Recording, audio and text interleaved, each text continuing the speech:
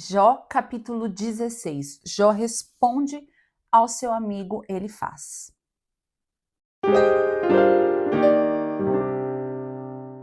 Versículo 1. Já ouvi muitas palavras como essas. Pobres consoladores são vocês todos.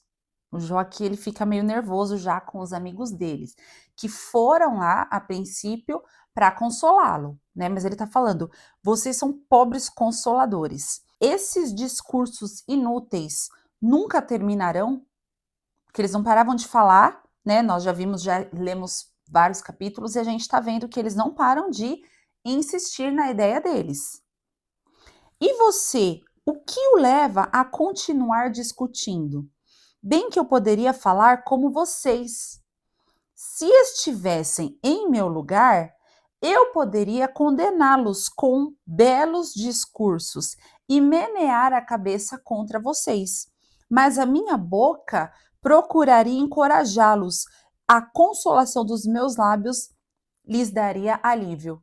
Então, o Jó está aqui falando: se vocês estivessem no meu lugar e eu fosse consolar vocês, eu não ia fazer isso que vocês estão fazendo. Eu iria dar alívio para vocês. A minha boca nunca ia me julgar como vocês estão fazendo. Eu ia procurar encorajar vocês. Contudo, se falo, a minha dor não se alivia. Se me calo, ela não desaparece. Então, falando, não mudava nada. Aí ele sempre, né, se volta para o Senhor. É incrível como o Jó tinha essa relação com o Senhor. Ele ia responder os seus amigos, mas ele acabava sempre falando com o Senhor. Sem dúvida, ó Deus, tu me esgotaste as forças, deste fim a toda a minha família. Menos a esposa dele, né? Tu me deixaste deprimido, o que é uma testemunha disso. A minha magreza se levanta e depõe contra mim. Então você imagina o estado de magreza que o Jó estava para ele falar. Eu não tenho nem como dizer que eu não estou mal, porque a minha magreza levanta esse testemunha contra mim, porque qualquer pessoa que o visse podia falar, cara, esse cara tá mal. Né? Eu já trabalhei em hospital e realmente algumas doenças a pessoa fica tão magra, tão magra, tão magra que fica irreconhecível. Os parentes vão visitar e acham assim, a magreza da pessoa chega assusta em alguns casos, né?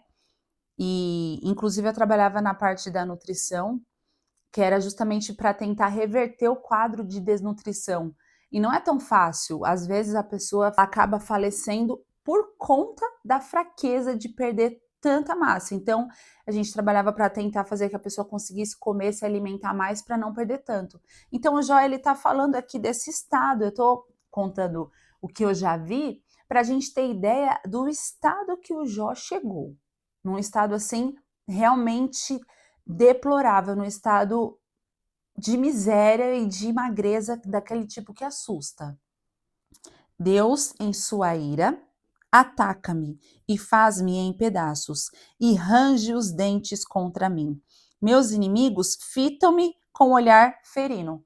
Então ele está falando, Deus está contra mim e os meus inimigos também. Os homens abrem sua boca contra mim, esmurram meu rosto com zombaria e se unem contra mim. Então, aqui tem um ponto importante, gente, que não foi só assim, o Satanás tocou na vida de Jó. O Senhor permitiu Satanás tocar na saúde dele. E aí ele ficou muito doente. Mas não foi só Satanás que tocou em Jó. Isso me chamou a atenção, porque outras pessoas, homens maus, iam socar, esmurrar o rosto de Jó. Por que eles faziam isso? Eu fiquei me perguntando, sabe? Eu falei, puxa, o cara já tá numa situação difícil e outras pessoas iam esmurrar o rosto dele para zombar dele. Por quê? E eu fiquei pensando, poxa, eu acho que assim, realmente, gente, tem pessoas que se deixam ser usadas por Satanás. É isso, a conclusão que eu cheguei foi essa, porque Satanás ele podia tocar no corpo dele, então na saúde dele, trouxe várias doenças. Agora, o Satanás em pessoa não foi lá falar com Jó. Ai, Jó, eu vim aqui falar com você, eu vou dar um soco na sua cara. Não, não teve isso. Agora, outros homens foram lá, enviados por Satanás, tentados por Satanás. Nós já vimos histórias de pessoas, por exemplo, que maltratam moradores de rua. Você fala, o cara tá lá deitado no chão, ele não tá fazendo mal a ninguém, ele já tá numa situação difícil, e há pessoas que vão zombar dessa situação e fazer mal para eles. Por que isso? Eu fico pensando aqui na minha cabeça que Satanás fica tentando, porque a Bíblia fala que o Senhor não tenta ninguém. Quem é o tentador é o Satanás. Então, eu acho que o Satanás fica tentando as pessoas para fazer mal para aqueles que estão já numa situação de necessidade, sabe? Que é uma covardia imensa. E o Satanás, ele não tem dó de ninguém, ele é cruel, ele é realmente covarde. Então, ele usa outras pessoas para poder piorar a situação do Jó, como se não bastasse, né? Ele estar vivendo um luto, ele estar doente, esses amigos dele que não eram amigos, não consolaram nada, ainda tinha pessoas que esmurravam o rosto dele. Que absurdo. Versículo 11: Deus fez-me cair nas mãos dos ímpios e atirou-me nas garras dos maus. Eu estava tranquilo, mas ele me arrebentou. Agarrou-me pelo pescoço e esmagou-me. Fez de mim o seu alvo, seus flecheiros me cercam. Ele traspassou sem dó os meus rins e derramou na terra a minha bilis. A vesícula biliar, ela tem um líquido dentro, né, que é a bile. Enfim, eu não vou ficar explicando muito aqui, mas realmente é um líquidozinho meio esverdeado. E aqui ele deve ter ficado numa situação, eu não sei se isso foi real, se realmente ele levou flechadas.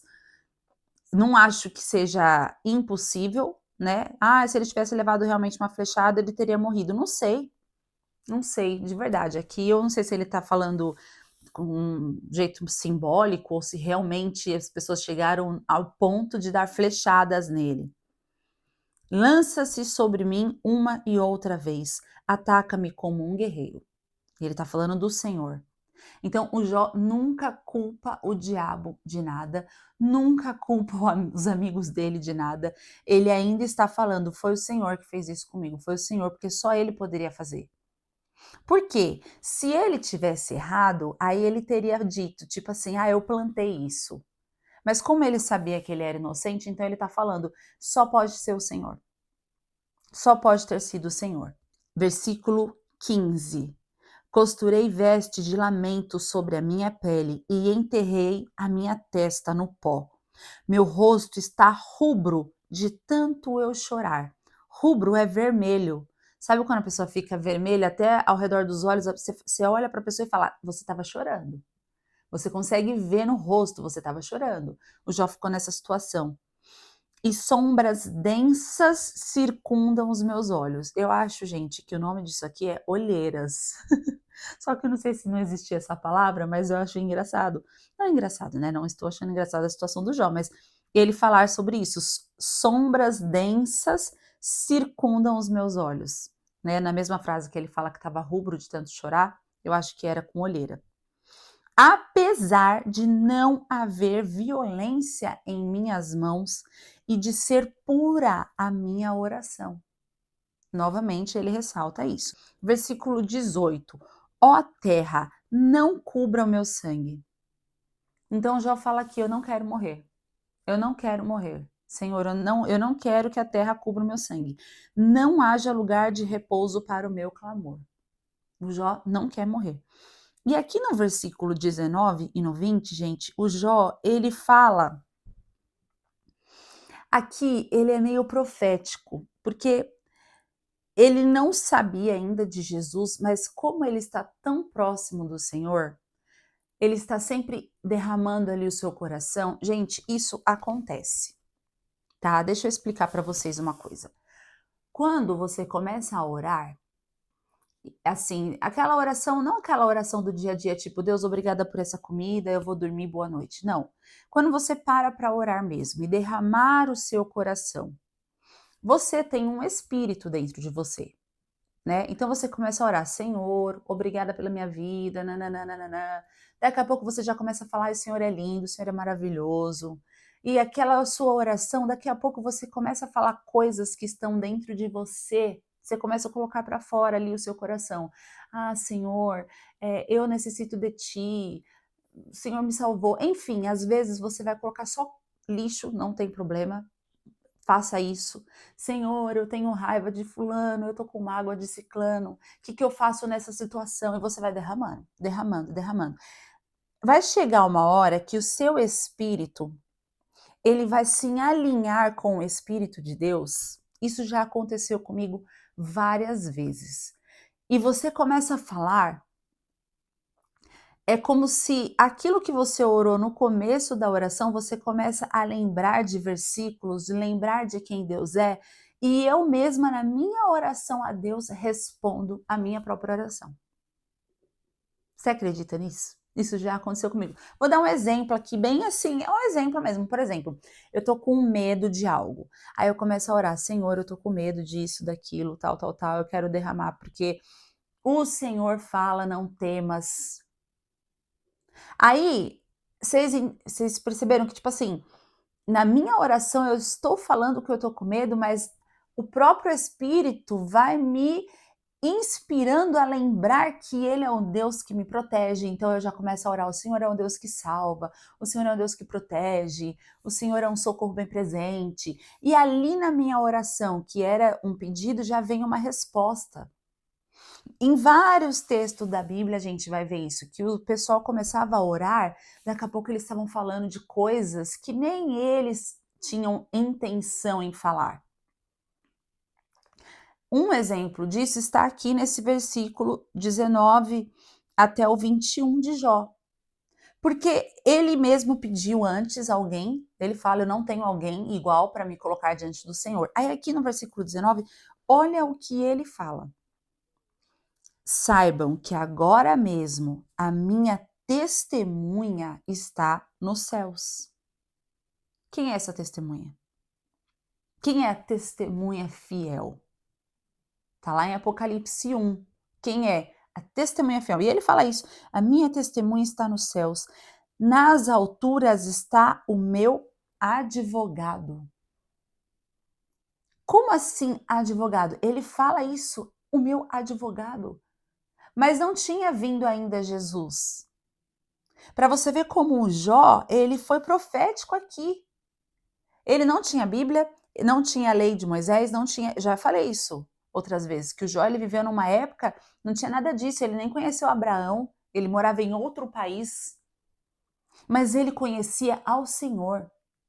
E na hora que ele está se lamentando aqui, respondendo ao Elifaz, ele começa a falar: não, porque a minha oração é pura e tal e tal. A minha testemunha está nos céus.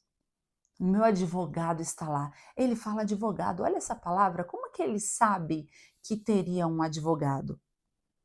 O meu intercessor é meu amigo. O meu intercessor. Nós hoje sabemos quem é o nosso intercessor. A Bíblia diz que o Espírito Santo intercede por nós e que se nós pecarmos, nós temos diante do Senhor um advogado que é Jesus, porque ele morreu por nós. Agora, isso nós sabemos por quê? Porque está escrito aqui na Bíblia, no restante da Bíblia, entendeu? A gente já sabe disso. Mas o Jó, ele está descobrindo ali agora, nessa fala dele, o espírito dele está se ligando ali ao Espírito de Deus e ele está entendendo coisas muito mais profundas. Você vê que ele não fica só respondendo aos seus amigos, ele começa a orar. E ele, isso aqui que ele falou, gente, é tão valioso que eu fico pensando a cara dos amigos, olhando para ele e tentando entender o que ele está falando. Que negócio é esse de advogado, Jó? Como assim seu advogado está nos céus? Como assim você tem um intercessor? O meu intercessor é meu amigo. Quando diante de Deus correm lágrimas dos meus olhos. ele defende a causa do homem perante Deus. Ele fala isso, gente, o Jó, ele tá tão em Deus aqui, que ele fala da trindade, que a gente chama de trindade, né? Que é o Deus Pai, Deus Filho, Deus Espírito Santo. O Senhor Deus é um só, mas ele coabita em três pessoas, mas o nosso Deus é um só. Mas é como se ele tivesse três pessoas ali, que ele é os três. É meio difícil de entender isso, eu sei, mas ele é os três. Você já ouviu falar? Quando você fala de Jesus, ou de Deus, ou do Espírito Santo, você está falando de Deus. Né? É de Deus, é um Deus só. Não existe três deuses, é um Deus, mas ele coabita em três pessoas diferentes: Deus Pai, Deus Filho, Deus Espírito Santo. E o Jó está falando disso, ele está falando aqui, ó. Ele defende a causa do homem perante Deus. Então eu fico pensando, será que ele fechou o olho e começou a responder e teve uma visão do Senhor Jesus assentado à direita de Deus? Não é isso que ele escreve aqui. Mas vocês estão entendendo que ele teve essa revelação? Ele teve essa inspiração? Não é à toa, gente, que o livro de Jó está aqui como palavra de Deus, porque o que o Jó viveu não foi só uma experiência, ele teve revelações de quem Deus é. Numa época onde não tinha nada escrito ainda. Inclusive falando de advogado e de intercessor. Ele defende a causa do homem perante Deus como quem defende a causa de um amigo. Gente, não é muita coincidência? Se a gente não conhecesse que a Bíblia foi realmente inspirada por Deus, eu ia dizer que é muita coincidência o Jó falar disso, porque Jesus fala, vocês já não são mais meus servos, vocês são meus amigos. Aí ele vem e fala, ele defende a causa como quem defende um amigo. Ele está falando de Jesus. Não tem outra pessoa aqui. Ele quem que está diante de Deus, defendendo a causa do homem, se não for Jesus? Só que Jesus não tinha vindo ainda nessa época. Mas o Jó, ele estava sendo ali usado pelo Senhor para escrever essas coisas lindas para a gente, mesmo em seu sofrimento. Aí o versículo 22, ele vai falar uma coisa aqui que não é nada a ver. Então, tipo assim, ele fala uma coisa, de repente, parece como se abrisse um parênteses aqui, vem essa informação aqui, do nada, e aí ele continua falando coisas que é da cabeça dele mesmo, ó. Pois mais alguns anos apenas e farei a viagem sem retorno. Ele tá falando, um dia eu sei que eu vou morrer, porque ele, no versículo 18, ele fala, eu não quero que a terra cubra o meu sangue, que ele não quer morrer. Daí ele fala esse negócio aqui de advogado, de intercessor, depois ele continua a frase, porque mais alguns anos apenas e eu vou fazer essa viagem sem retorno, que é morrer, né? Ele tá falando, eu vou morrer um dia, mas daqui a alguns anos, não agora. Mas no meio, ele recebe essa revelação de Deus aqui, que ele tem perante o Senhor um advogado. Não é lindo isso, gente? Vocês já tinham visto como que um livro de Jó é maravilhoso? No próximo vídeo, ele continua explicando e falando, respondendo aqui ao Elifaz.